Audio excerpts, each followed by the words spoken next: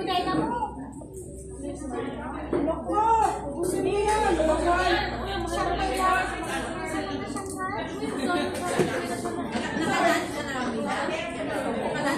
Umira na yung magpiano. Kaya pala!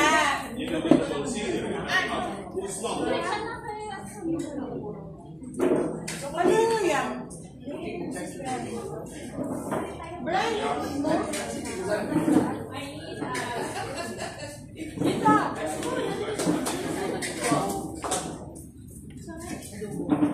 Hello. Okay. Good afternoon once again. Now let's go to the greetings and wishes for Father Paul.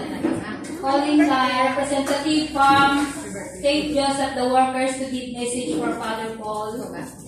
Wait lang. I-search mo nga. Dang yung... Prepare na rin ba yun, Ke?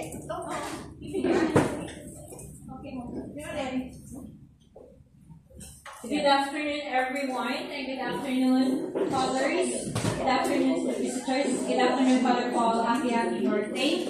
On behalf of St. Joseph the Workers Group, we want to give you a wish that for good health, more wisdom, for you to give also to impart to us so we can serve better. And thank you so much for all your advices, for all your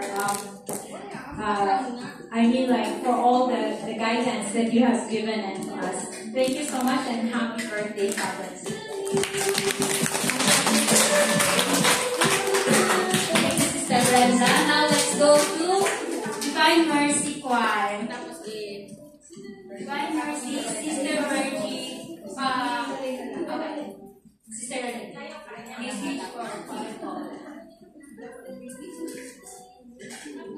Good afternoon, Father. Father, first and foremost, we want to wish you a very happy birthday today. And we want to thank you, Father, for your spiritual guidance to each and every one of us, especially the altar servers, the Eucharistic ministers that we have. And also, Father, we wish you all the best.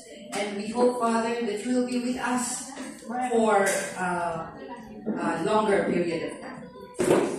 Thank you, Father, and happy birthday. Thank you, Divine Mercy. Now let's go to the Legion of Mary, Sister Sonia. Good afternoon, brothers and sisters. On behalf of the Rhode Island Presidium, Father Paul, we wish you a blessed, happy birthday. And thank you for all your spiritual support and guidance to us. Thank you, Father. Happy birthday.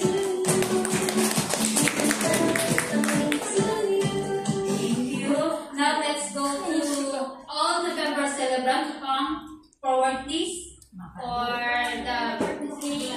So with Father. November celebrant. Si nanay kasi celebrate. Dang bigay mo kay nanay. Hindi, sandali yung cake.